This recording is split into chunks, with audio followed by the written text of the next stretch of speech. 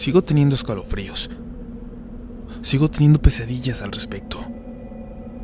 Aún recuerdo la primera vez que mi niña me dijo esa frase. Me dan miedo los fantasmas de enfrente. Viniendo de una niña, casi una bebé de 3 años, hasta me causó un poco de gracia. Mi esposa y yo reaccionamos con una sonrisa y le pedimos que se fuera a dormir. Aún sabiendo, creyendo, que no se trataba de nada serio realmente, esa noche salí al porche de la casa en donde vivíamos.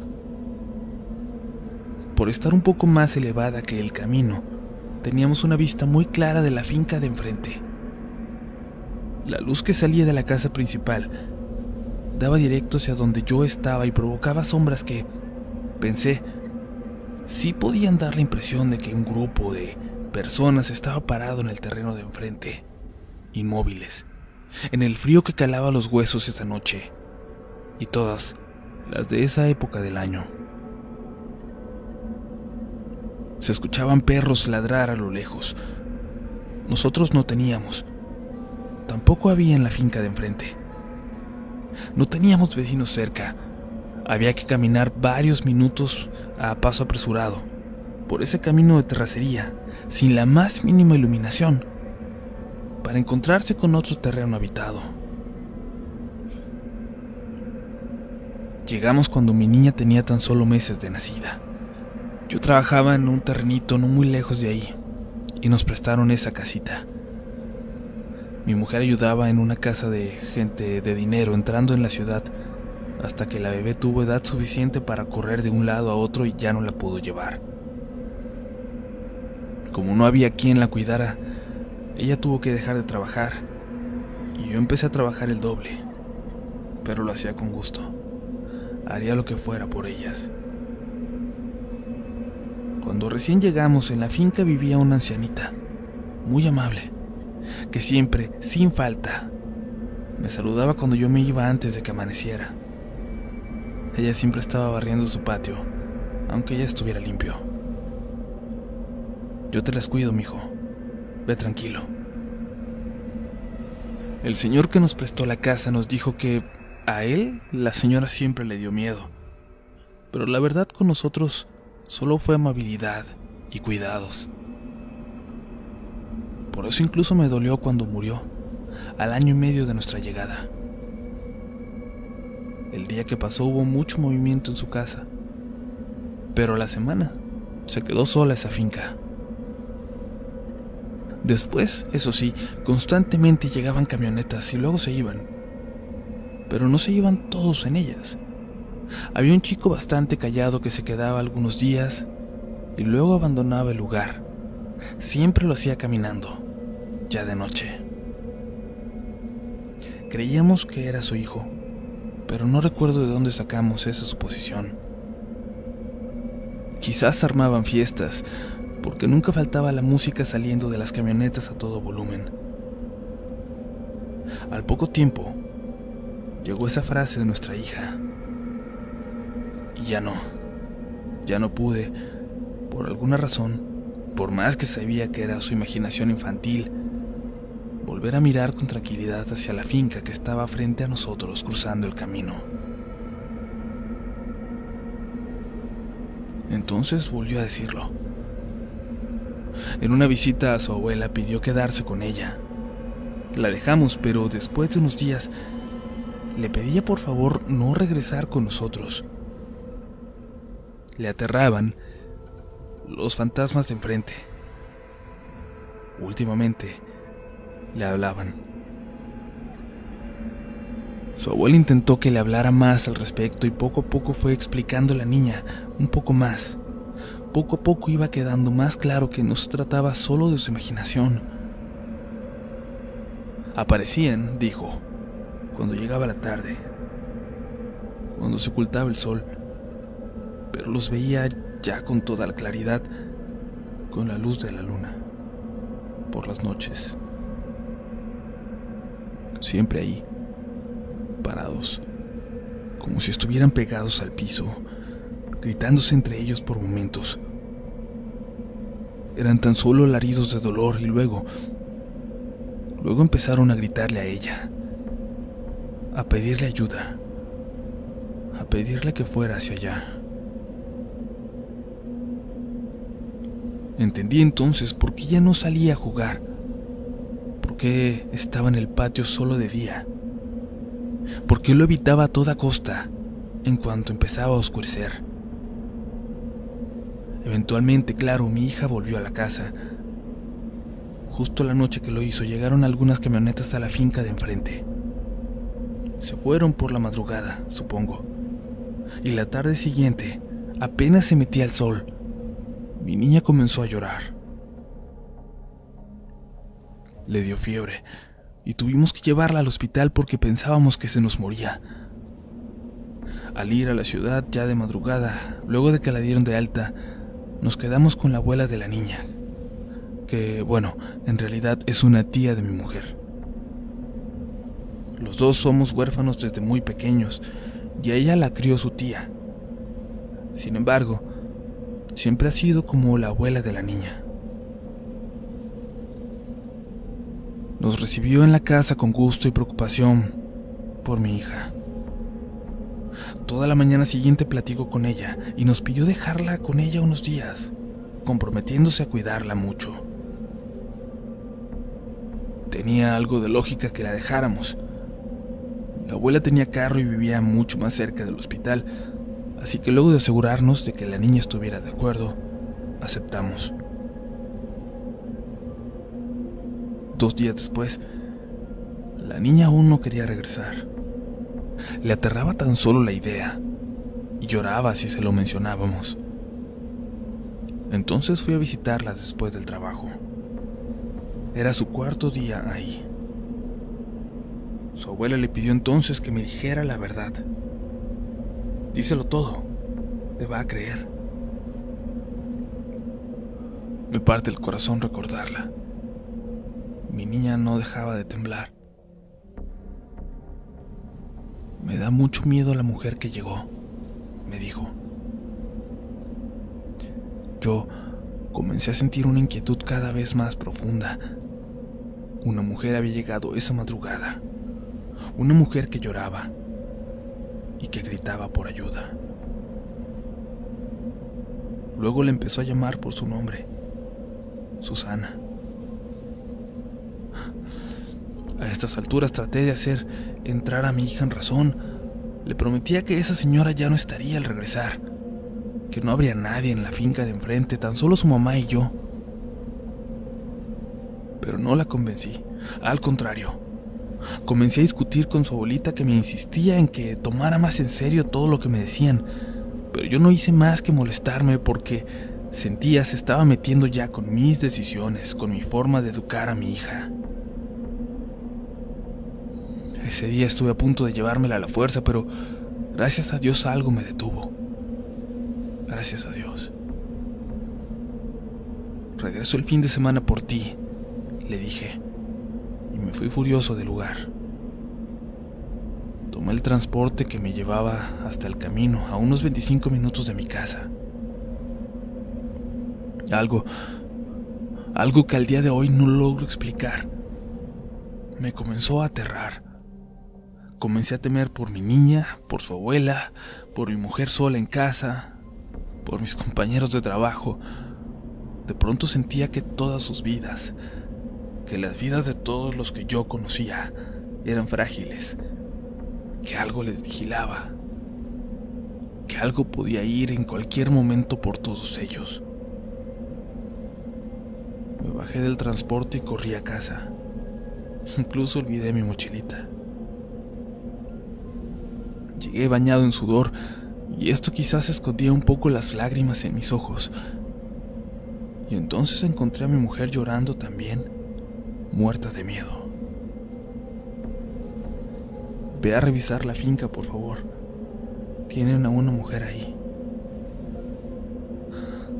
Le pedí que me explicara, pero se limitó a decir que había estado escuchando las últimas horas a una mujer llorar.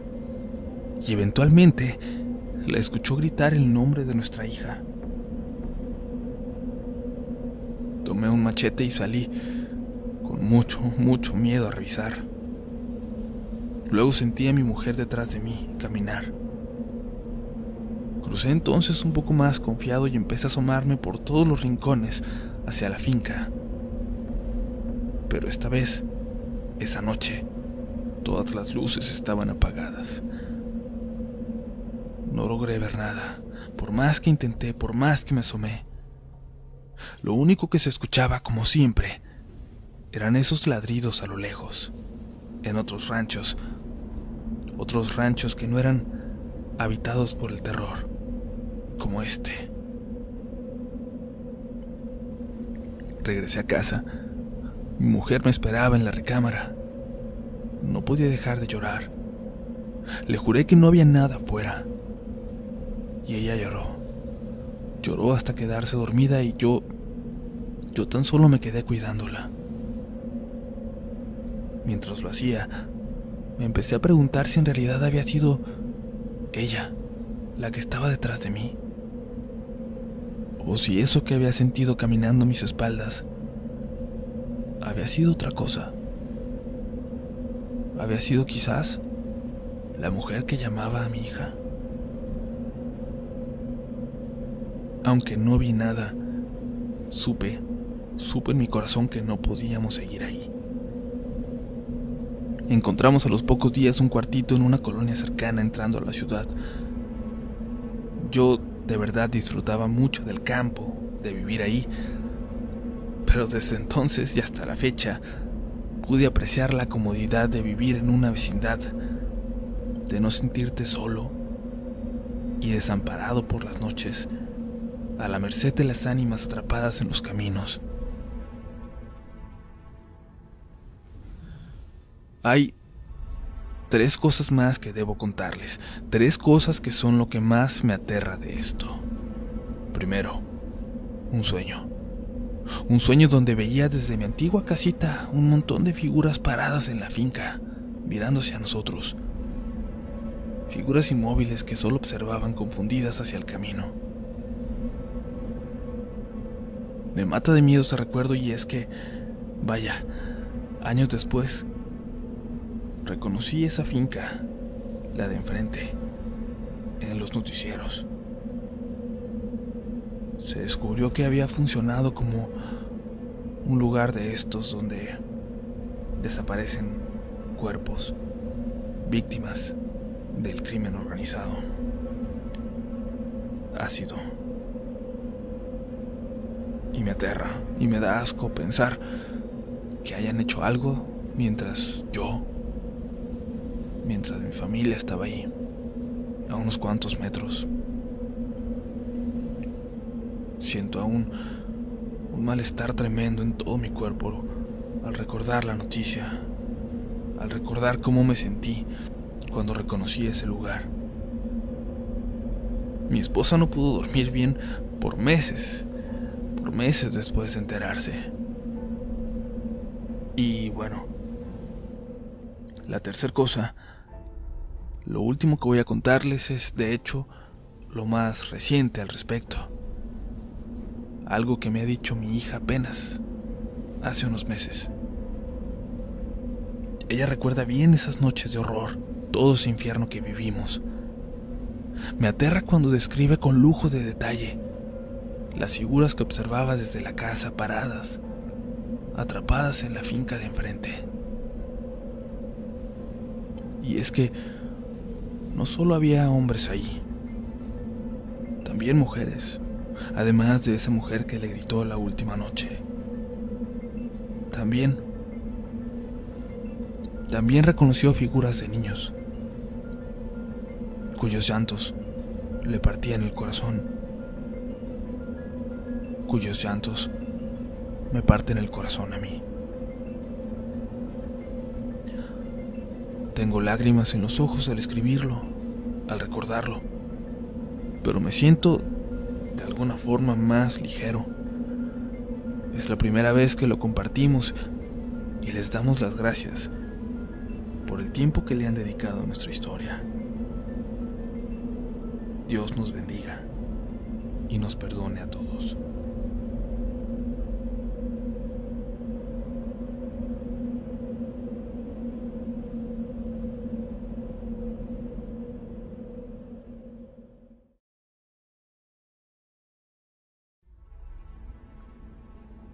Buenas noches a toda la comunidad. Esto que estoy por contar sucedió hace ya unos años y es 100% real. Estuve tentada a compartirlo antes en otros canales relacionados a estos temas sobrenaturales, pero nunca me daba el tiempo o simplemente lo olvidaba. Cuando entré a este canal tuve ese clic para saber que era aquí donde debería estar mi historia. La escribo en 2 partes por 2 motivos. Es un relato largo y la cosa o ser del que hablo aún está presente, aunque quizás no tan activo como antes. Cada que lo menciono, es un dolor horrible de espalda, como si lo estuviera cargando. Mi nombre es Phoebe y vivo en Coacalco, Estado de México. Hoy tengo ya 26 años, pero en mi adolescencia tuve lo que es hasta ahora la experiencia más aterradora de mi vida. Cuando tenía 13 años, no era muy fuerte de carácter. Me enojaba fácilmente hasta llegar al punto de golpear a la gente. Esto se le fue saliendo de las manos a mi mamá, ya que al ser madre soltera no siempre estaba conmigo durante estos ataques de furia, ya que siempre estaba trabajando. Mi tía y mi abuelita, sin embargo, eran testigos de cómo me ponía cada vez que tenía problemas. Una noche en la que me regañaban por algo que hice en la escuela, me fui a acostar bastante enojada. Recuerdo que apagué la pequeña lámpara de noche que había junto a mi cama. Me tapé las piernas con mis cobijas y me quedé sentada pensando en lo que mi madre me había dicho. De repente, sentí claramente cómo mi colchón comenzaba a hundirse lentamente en la parte de los pies, como cuando alguien sube a gatas a la cama. Mi cuarto estaba totalmente oscuro, por lo que no veía absolutamente nada de lo que podía estar subiendo y realmente no quería verlo. No tenía mascotas, así que era claro que no podía ser algo normal. La presión del colchón fue subiendo hasta que pude reaccionar e intenté estirarme para encender mi lámpara. Y entonces fue cuando sentí que algo o alguien se acostaba sobre mí.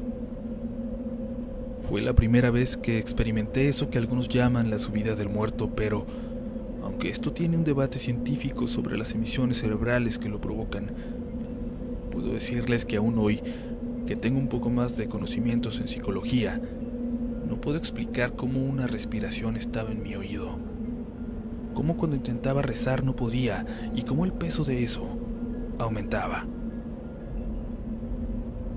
Primero comencé a insultarlo, ya que así había escuchado que ahuyentas a los espíritus o ese tipo de cosas, pero al sentir aún más la presión sobre mí, solo comencé a llorar y a querer rezar, pero no me salía ningún sonido de la boca. Quise llamar a mi mamá y tampoco pude. Solo alcanzaba a escuchar su risa mientras veía un programa en la televisión. De repente sentí como esa presión me abandonaba y algo se bajaba de mi cama, por lo que di el grito más fuerte que se puedan imaginar. Fue tan fuerte que incluso mis vecinos tocaron para ver qué había pasado o si necesitábamos ayuda. Mi madre estaba muy asustada de verme así de pálida y llorando histéricamente mientras le decía que algo se había subido en mí. Y esto fue solo el principio de toda una historia de terror, porque lo que sea que ese día me asustó, se quedaría a mi lado por mucho tiempo. Mis problemas con el enojo fueron subiendo de intensidad desde ese día, y de la mano, fenómenos extraños comenzaron a suceder en la casa de mi abuela donde vivíamos. Había un cuarto en específico que siempre me ha dado miedo, y allí era donde me cerraban la puerta. Escuchaba voces llamándome, o sentía que en un rincón había alguien mirándome. En ese entonces, una de mis tías que vive en la Ciudad de México estudiaba algo que llamaba manejo de energías, así que mi mamá, al no poder controlar más mi situación de violencia, me llevó con ella para que pudiera revisarme. Recuerdo que cuando llegamos a su casa por División del Norte, nos esperaba mi tía, sus hijos y mis primos. Cuando abrieron su puerta pude ver que el pasillo que conducía de la entrada al patio principal estaba lleno de símbolos dibujados en el piso. Mi tía me pidió pasar por ellos y caminar hasta el patio central. Cuando lo hice, vi claramente la cara de mis tíos y mis primos, las cuales reflejaban entre miedo y preocupación. Antes de hacer todo ese recorrido, solo me encontraba nerviosa, pero al pasar por los símbolos escuché, o más bien tuve en el pensamiento una voz firme y gruesa que me decía: no deben saber de mí. Haz que no se den cuenta de mí. Cuando llegué al patio central, mi tía comenzó a preguntarme cosas como: ¿te sientes bien? ¿Qué es lo que sientes? ¿Escuchas algo? Yo no podía ni siquiera contestar porque seguía escuchando la voz diciéndome exactamente lo mismo: no deben saber de mí. Al notar mi silencio, mi tía comenzó a hacer una relajación. Me pidió hacer unos ejercicios de meditación y a oler diferentes esencias.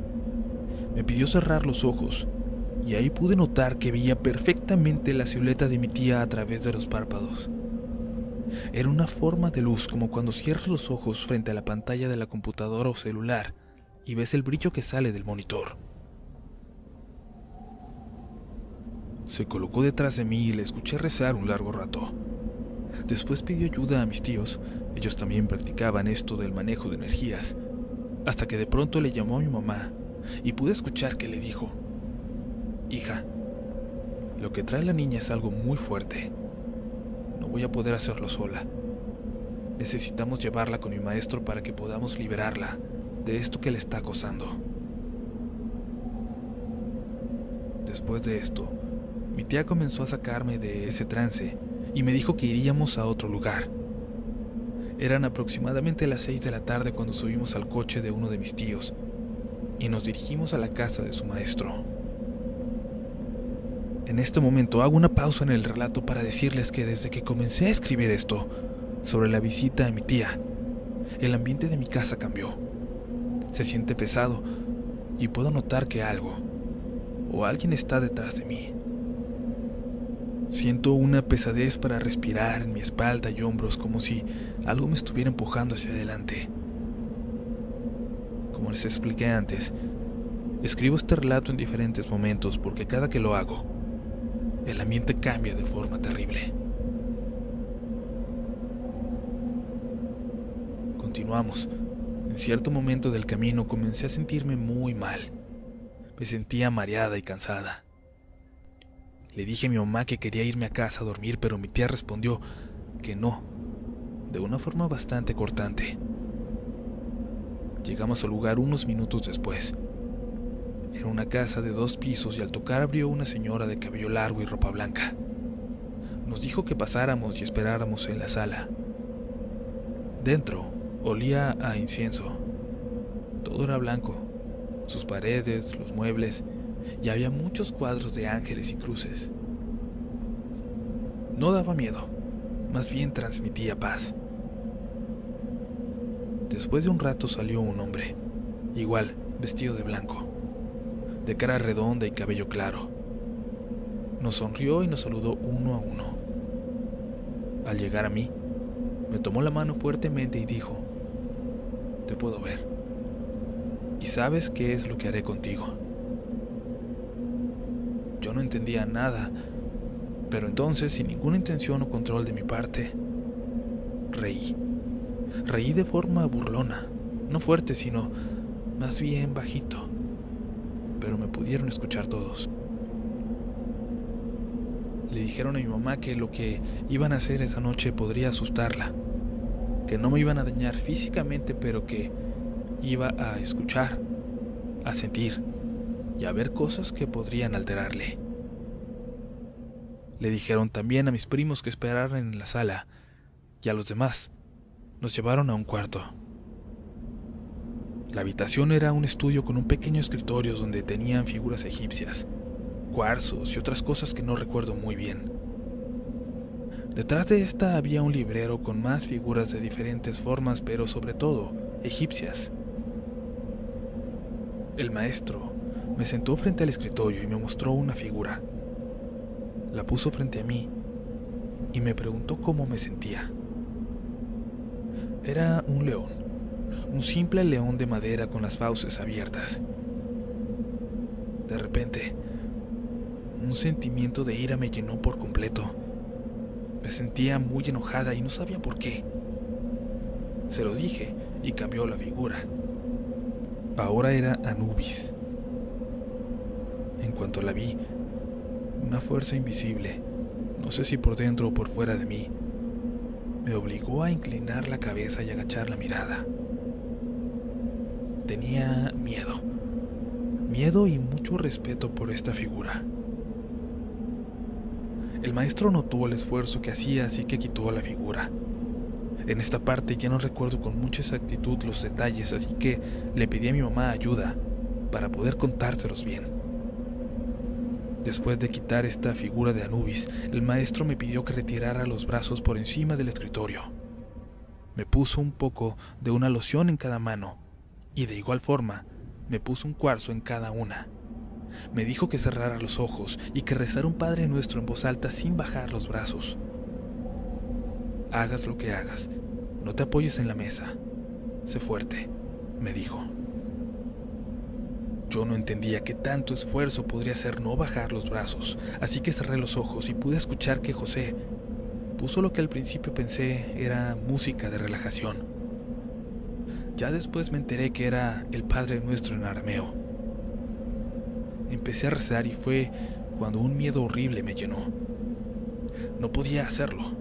Empezaba diciendo, Padre Nuestro que estás en el cielo, y sin tener control comenzaba a reírme. No les miento al decirles que esto duró aproximadamente media hora, pero no solo era la risa. Sentía como si alguien tomara mis brazos y los quisiera bajar para recargarlos en la mesa. Era tanta fuerza que los brazos me temblaban y me puse a llorar. El maestro le pidió a mi mamá y a mi tía que se pusieran detrás mío y sin tocarme, y entonces se extendieran sus brazos como si quisieran apoyar mi espalda y rezaran. Dice mi madre que el clima del cuarto se puso muy extraño. Ella y mi tía morían de frío, pero mis tíos sentían muchísimo calor. Al darse cuenta de que casi bajaba los brazos, el maestro pidió silencio. Se acercó a mí y me dijo, vas a salir. Es mejor que lo hagas fácil. Me pidió abrir los ojos, y ahí fue cuando noté que en mis brazos estaban perfectamente marcadas las manos de algo con dedos muy largos. Me pidió de nuevo que cerrara los ojos y que le dijera si sentía algún tipo de dolor, ya que intentaría sacar a este ente con otra cosa. Sacó una daga. Honestamente no recuerdo si dijo el nombre de esta. Y haciendo oración en arameo, comenzó a hacer cortes de mi espalda, pero sin tocarme. Yo grité horrible porque podía sentir cómo me cortaba. Era un dolor insoportable. Comencé a llorar y a pedirle que se detuviera porque me estaba lastimando. En eso entró la señora que nos había abierto la puerta y le dijo, te voy a ayudar. Tiene demasiada fuerza y no la va a querer dejar. Mi mamá me cuenta que ambos empezaron a trabajar sobre mi espalda. El maestro con la daga y la otra señora, su hermana, haciendo símbolos mientras rezaban. Yo les juro que estaba gritando de dolor, pero mi madre dice que no, que me estaba riendo. Trabajaron por mucho tiempo en mi espalda. La hermana del maestro me sostenía de la cabeza mientras escuchaba a todos rezar. Ya no solo era él y su hermana, sino que se les unieron mis tíos y mi mamá. De pronto pidió silencio a todos. Me pidió a mí abrir los ojos y cuando lo hice me di cuenta de que el escritorio que antes había estado frente a mí, literal a centímetros de mi cuerpo, ahora estaba totalmente estrellado en el librero. El maestro estaba frente a mí y yo me sentía extremadamente cansada. Tenía lágrimas en el rostro y las uñas se habían clavado en las palmas de las manos. Dijo, perfecto, está débil, vamos a sacarlo. Después su hermana trazó en el piso una estrella que ellos llamaron el símbolo de Metatrón. Pusieron alcohol y le prendieron fuego. Recuerdo esta parte tan perfectamente porque me impresionó muchísimo. Me pidió que entrara a la estrella. Me dijo que no me quemaría el fuego, Dudé un momento, pero no tenía el valor de negarme, así que lo obedecí. Cuando entré, el fuego que antes había sido azul y bajo, subió exageradamente y se volvió naranja. No me quemé en absoluto, pero me asusté muchísimo. De nuevo me pidieron rezar un Padre Nuestro y al fin pude hacerlo, seguido de un Ave María. El maestro empezó a rezar en arameo y señaló hacia arriba. Con un movimiento fuerte y brusco bajó la mano tornando los dedos hasta el piso en 2 ocasiones en cada lado mío. Después de hacer algunos símbolos en el aire me pidió sentarme.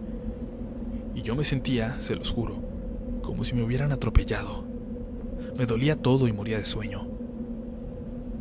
Me explicó que cuando un bebé nace llega con una protección que evita sus recuerdos y todo aquello que aprendió como ser de luz, y además ayuda a que la envidia, las malas energías, no afecten al pequeño. Pero entonces llegan bebés que no la tienen, que no tienen una defensa contra la mala energía y que absorben todo. Esto último, según él, fue lo que pasó conmigo. Yo carezco de dicha protección y atrapé en mi energía a un ente oscuro, el cual se empezó a manifestar con la violencia que tenía. Me dijeron que los demonios habitan en una oscuridad y cuando llega alguien sin protección es como si prendieran una luz.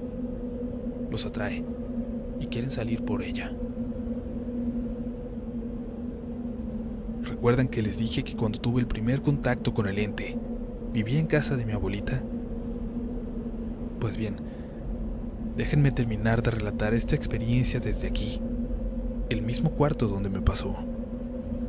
Y es que no solo viví aquí mi primer contacto, sino que también tuve un encuentro cara a cara con el ente. Después de aquella noche, el maestro me entregó un cirio dorado con muchos dibujos y mi nombre en él. Juro mandarles fotos, pues aún lo tengo.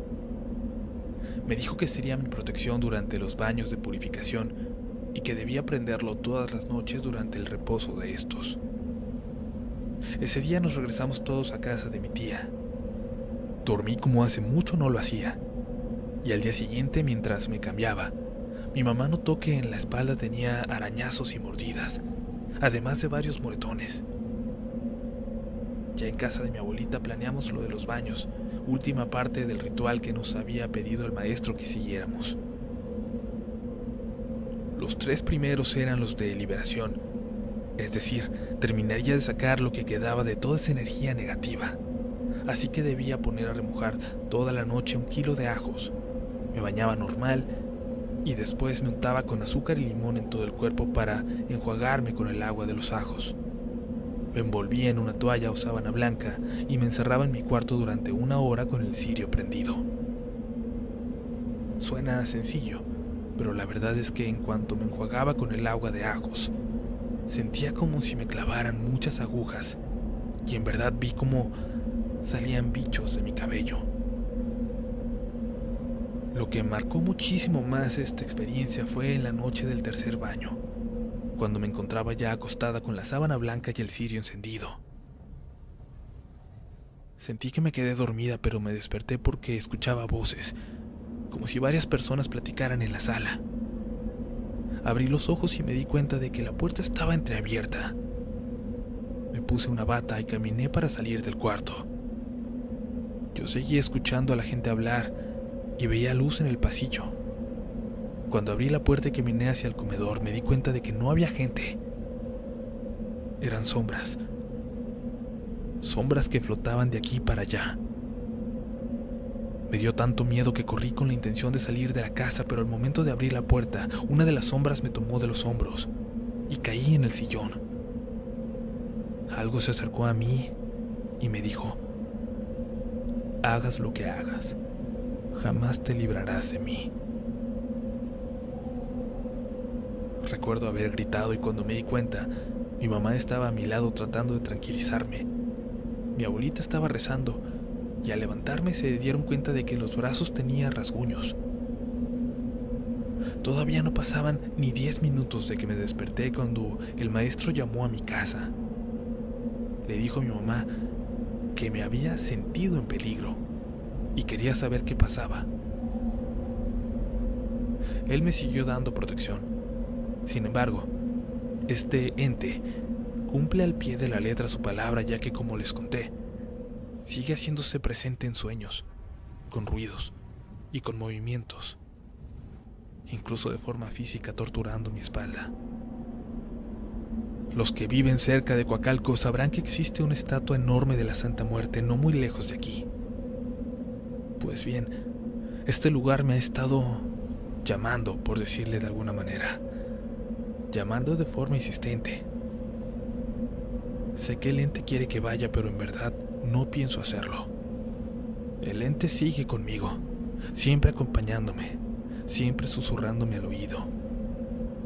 Y parece ser que aquí se piensa quedar. Les agradezco a todos por sus comentarios y su atención. Y de corazón, si Uriel quiere compartirlo en el canal, adelante. Porque no pude encontrar mejor lugar para compartir mi historia sin que me juzgaran.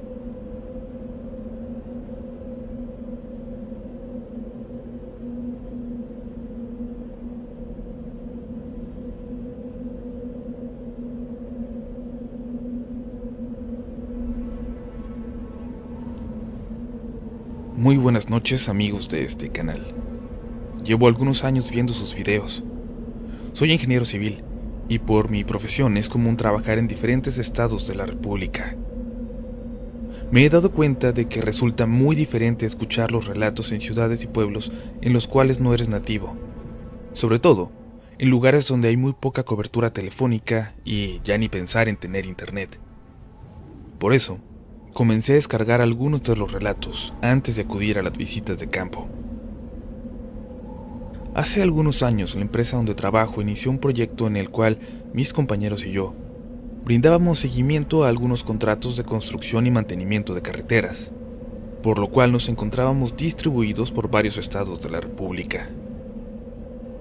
En el caso de un par de compañeros, Osvaldo y Alejandro, les tocó junto a mí verificar los trabajos a desarrollarse en los estados de Morelos, Guerrero y Oaxaca. Si alguna de las personas que escucha esta historia trabaja en el medio de la construcción, sabe que la gente que te encuentras en obra es, por lo general, personas de un carácter fuerte y que no se impresionan con facilidad. Un sábado después de terminar las actividades laborales, mis compañeros y yo nos encontrábamos cerca de los límites de Guerrero y Oaxaca, por lo que resultaría muy complicado regresar a la Ciudad de México. Decidimos de común acuerdo pasar el fin de semana cerca de esa zona. Como saben, la situación en el país no permite que la gente esté en los caminos después del anochecer, pero al estar en un lugar muy cerca de la playa, decidimos aventurarnos a ir a probar la comida de la región. En aquel momento nos encontrábamos en una comunidad diferente a la que estábamos hospedados, ya que decidimos acudir a una población aledaña en la que nos habían recomendado pasar a comer. Alrededor de las 6 de la tarde nos encontrábamos en el camión ya de regreso, y en algún momento Alex, quien tenía poco de haber salido de la escuela, fue el primero en reconocer que ya nos encontrábamos cerca de la población donde estaba nuestro hotel. Calculamos que a unos 4 kilómetros. Alex propuso bajarnos del camión y terminar el trayecto a pie, ya que en esas regiones la carretera se encuentra ubicada relativamente cerca del mar. Para ser honesto, no me pareció mala idea, por lo cual le solicitamos al chofer que nos permitiera bajar en la siguiente parada. El chofer nos advirtió: «Jóvenes, ¿seguros que se quieren bajar en esta zona?» «Claro, ya está cerca del pueblo, ¿no?» «Sí, a unos kilómetros». Notamos que el chofer dudó en abrir la puerta, pero ante nuestra insistencia, accedió. Ya estando en un costado de la carretera, Alejandro propuso que nos internáramos en un sendero que conducía al mar. Y es que desde nuestra posición era posible observar el azul del mar, y bueno, ¿quién podría tachar aquella como mala idea, cuando cada quien tenía unas cervezas frías por beber? Alcancé a escuchar cómo el chofer se quejaba de lo tontos que son los turistas mientras cerraba la puerta. Comenzamos nuestro camino en dirección al mar. Recuerdo claramente que era un camino lleno de maleza a los costados, hierba como de 1 metro de altura cercando los bordes, y el suelo Era una mezcla de arena con piedras de diferentes tamaños. En él, a lo mucho podrían caminar 2 personas juntas, por lo que en ese momento caminábamos en fila. Recuerdo que el sendero tendría alrededor de 300 metros para llegar a la playa. Eran cerca de las 6:30 de la tarde, y aún siendo esta hora, con el horario de verano, se alcanzaba a ver con claridad. Después de andar tan solo alrededor de 100 metros, escuché lo que me pareció el grito de una mujer en la profundidad de la maleza. Pero al ver que mis compañeros no se habían inmutado, decidí continuar sin decir nada al respecto. A los pocos pasos, volví a escuchar un grito, proveniente de la selva que nos acechaba. Pero en esta ocasión, Osvaldo, quien es una persona de unos 50 años y de un carácter muy fuerte, se detuvo tratando de escuchar. Alejandro, con voz entrecortada, preguntó si habíamos escuchado algo, pero ninguno de los dos respondimos a su pregunta. No queríamos hacer sonido alguno.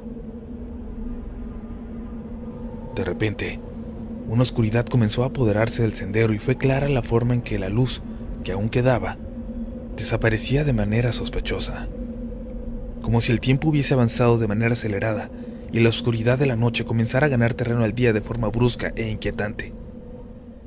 De repente, de forma muy clara, se escuchó el grito aterrador de una mujer proveniente de la selva que nos rodeaba.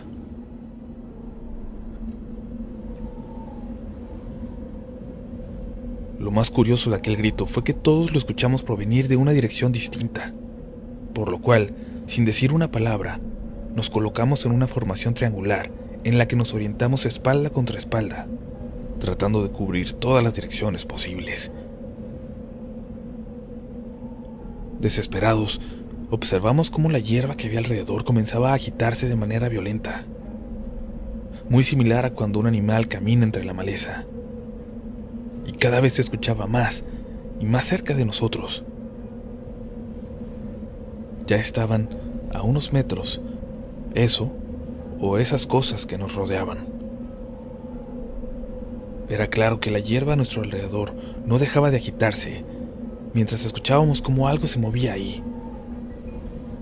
Sin decirnos nada, sujetamos las piedras que se encontraban a nuestro alrededor y comenzamos a arrojarlas de manera desesperada en todas direcciones.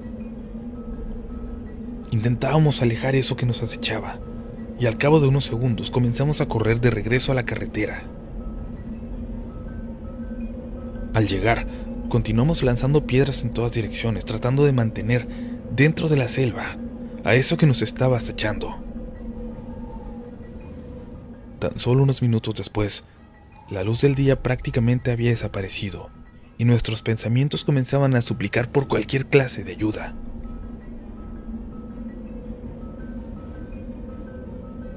De repente Alejandro nos indicó que le parecía escuchar un carro acercarse, y no se equivocaba.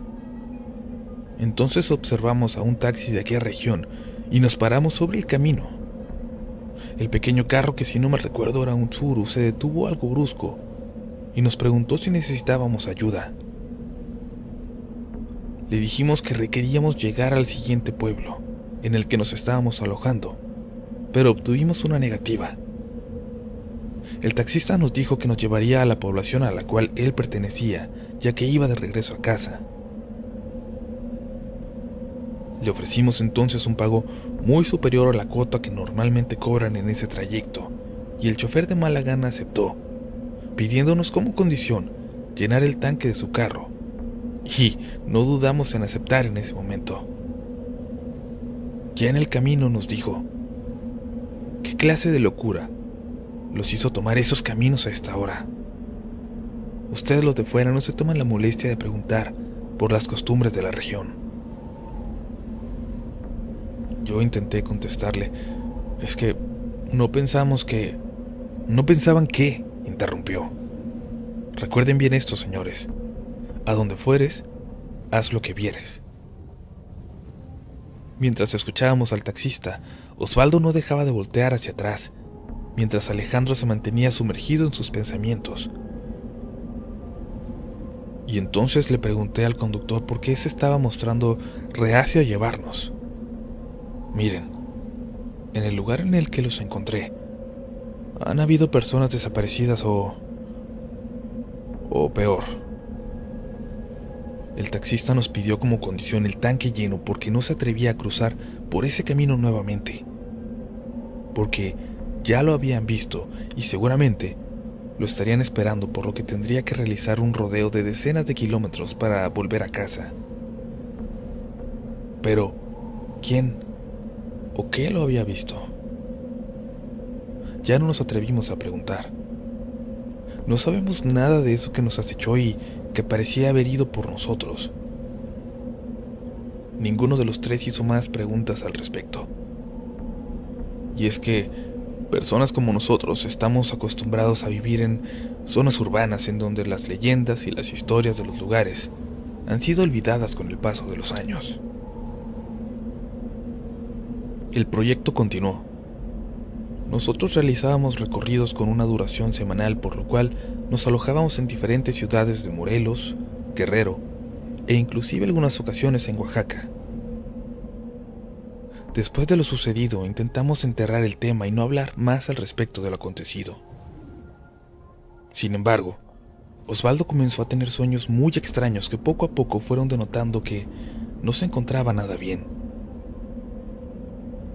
En la semana posterior al incidente decidimos continuar con nuestras labores de manera habitual, pero había detalles que nos recordaban lo sucedido, siendo lo más notorio el sentirnos permanentemente al acecho de algo cuando caminábamos por la calle. Ya de regreso en la Ciudad de México y como parte de nuestras actividades, teníamos que generar informes. Para nuestra suerte, una noche hubieron modificaciones de último momento que nos hicieron quedarnos hasta altas horas de la noche para terminarlos. Nos encontrábamos en el piso superior del lugar. Con el paso de las horas, el inmueble comenzó a quedarse vacío hasta que solo quedábamos en el edificio, Alejandro, Osvaldo, el guardia de seguridad y yo. La noche nos envolvió sin darnos cuenta y cada minuto que pasaba, el silencio aumentaba hasta que solo se escuchaba el sonido del teclado. Y un frío terrible comenzó a hacerse presente, lo cual nos causó extrañeza ya que nos encontrábamos a finales del mes de julio. Este clima no es nada común en la Ciudad de México, menos cuando no hay viento ni lluvia en la ciudad. Decidimos continuar para terminar lo más rápido posible. Solamente nos quedaba pendiente ya imprimir los informes, pero Osvaldo comenzó a decir que tenía un fuerte dolor de cabeza, así que decidimos que él debería de adelantarse ya que vive cerca de Ixtapaluca y tendría un largo regreso a casa. Nos quedamos Alejandro y yo, que comenzamos a imprimir los informes y al cabo de un rato las cosas se tornaron complicadas. Eso por decirlo de alguna manera. Y es que, por ejemplo, pese a contar con impresoras de alta gama, no lográbamos terminar. Era como si el tiempo transcurriera de forma lenta. Entonces, comenzamos a escuchar aleteos, a los cuales intentamos no prestarle atención. Recuerdo bien que continuaron un rato y se detuvieron después de que se oyó como si algo se hubiera caído bruscamente en el techo. Un costalazo, como vulgarmente le llamamos en México. En ese momento ambos nos volteamos a ver, sin pronunciar palabra alguna. Y pasados los segundos, sonaron de manera clara unos arañazos en el techo. Los minutos pasaban, y cada vez se escuchaban con mayor fuerza. Nos mirábamos sin dar crédito a lo que estaba pasando, y seguían escuchándose arañazos, y de repente silencio. Un silencio absoluto predominó. Continuamos trabajando esta vez de forma aún más acelerada para terminar lo más pronto posible, y de repente escuchamos cómo el guardia realizaba ya su recorrido. A esa hora de la noche yo calculo que eran alrededor de las 2 de la mañana. Escuchamos claramente cómo subía nivel por nivel, y supusimos que era parte de su rutina de cada noche. Oímos entonces los pasos muy cerca, y supusimos que había llegado al penúltimo nivel antes de nosotros. Justo en ese momento, comenzamos a escuchar pisadas que subían absurdamente rápido por las escaleras, y de repente un fuerte aire se hizo presente, y el cristal del cancel que da acceso a nuestra área se movió muy fuerte. Las pisadas iban y venían por el pasillo a una velocidad increíble, hasta que, en determinado momento, escuchamos claramente cómo la puerta se estremeció. Fue como si una fuerte corriente de aire hubiese chocado con una gran fuerza contra la puerta de vidrio. Sin darme cuenta, comencé a presionar muy fuerte mi libreta de campo, mientras mis ojos no daban crédito, ya que pude observar cómo se formaban huellas de un pie descalzo sobre el piso laminado, similares a las que deja alguien cuando sale de bañarse y tiene los pies húmedos. Las huellas caminaban por los pasillos intermedios, y mientras esto ocurría, nosotros solo nos mirábamos estupefactos. Un fuerte escalofrío recorrió mi cuerpo al ver que esas huellas se dirigían en mi dirección. Al dar un mal paso hacia atrás por el miedo, caí de forma brusca sobre mi silla y pude sentir como algo se recargaba en los respaldos de ella. El peso era similar al de una persona la cual se mantenía de pie frente a mí. Quizá fue solo un momento lo que duró, pero para mí pasó muy despacio. Las pisadas se alejaron en dirección a Alex, pero entonces se desviaron hacia donde se sentaba Osvaldo y comenzó a escucharse cómo se abrían sus cajones y las cosas que tenía en su escritorio caían de forma brusca. Aunque se burlen, recuerdo haber pensado: Señor, permítenos continuar haciendo nuestro trabajo. Quizás muchos van a pensar que estaba loco por pensar en eso en ese momento, pero simplemente no puedes decir que no concluiste tu trabajo porque algo te asustó durante la noche. Es una excusa inaceptable, y para cómo están las condiciones en el país, uno no puede darse el lujo de perder su empleo, dando como pretexto algo sobrenatural. Poco a poco fueron habiendo menos pisadas, y cada vez los ruidos fueron menos perceptibles, hasta que en un momento ya no se escuchaba nada. Alex se puso frenético y no quería hablar nada al respecto. Era como si para él eso nunca hubiera pasado, o mejor dicho, como si no quisiera creer que pasó. Esa noche evidentemente nos costó mucho tiempo, mucho más del esperado terminar, pero cada minuto fue eterno. Con la premura por irnos, ni siquiera fuimos al lugar de Osvaldo para ver qué había pasado. Cuando iba al trabajo al día siguiente, iba pensando en que nos podrían culpar del desorden. Osvaldo siempre llega muy temprano a la oficina y se sorprendió mucho cuando yo le pregunté si había algo roto en su lugar. Observé en su rostro desconcierto y me preguntó que a qué me refería, porque él había encontrado todo exactamente como lo dejó antes de irse. Después de unos días, Osvaldo nos comentó que tenía sueños muy extraños. Nunca quiso contarnos al respecto. Solamente nos decía que no podía dormir muy bien y nos cuestionó sobre si nosotros también habíamos tenido algún tipo de pesadilla.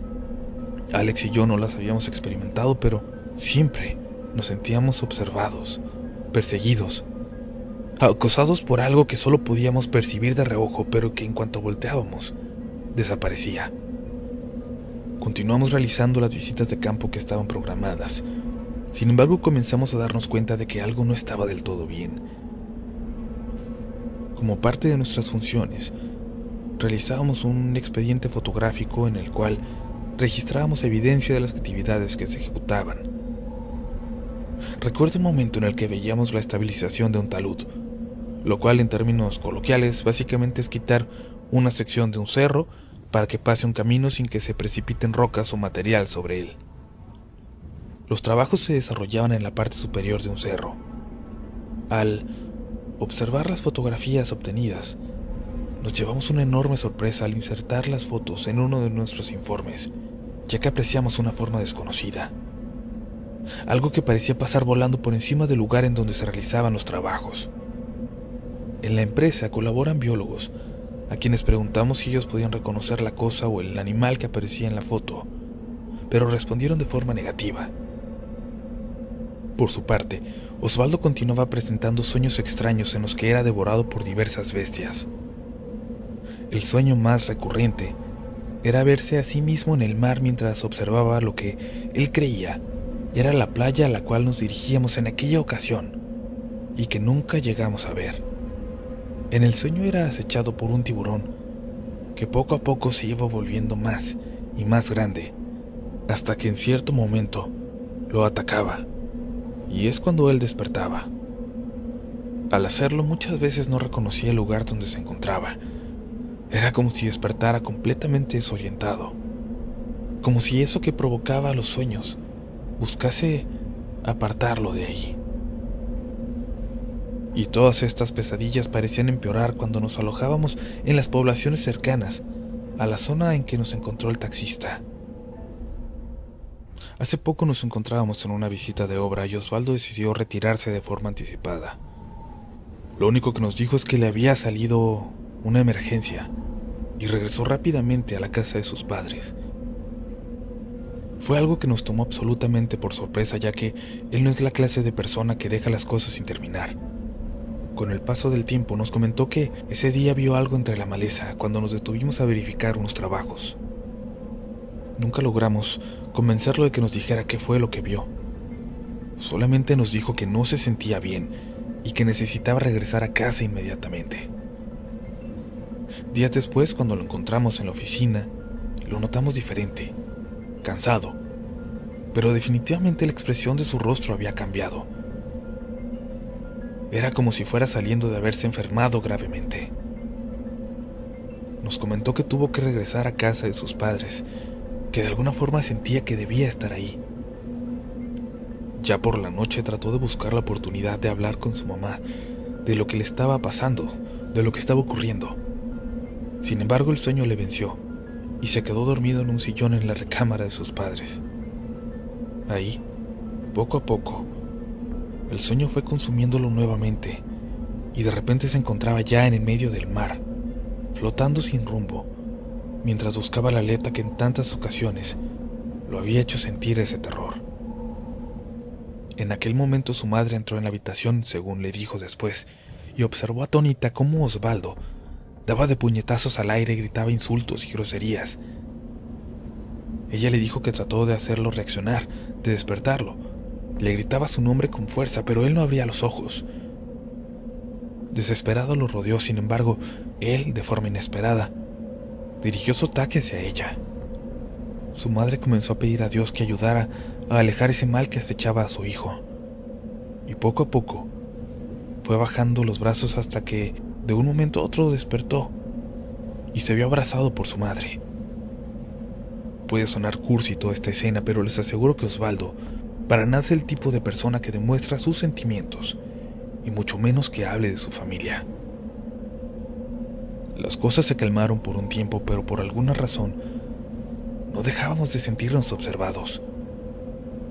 Incluso recuerdo que una de las últimas veces que nos hospedamos en Chilpancingo, al entrar a la ciudad, pudimos sentir cómo nuestro estado de ánimo cambió de forma repentina. Era una sensación similar a cuando caminas cerca de un perro que sabes que te puede atacar en cualquier momento. En ese momento le comenté a mis compañeros que tenía un mal presentimiento, y para mi sorpresa, ambos concordaron y dijeron que se sintieron de manera similar. Hasta hoy, sin embargo, parece que no pasa de tener este tipo de sensaciones.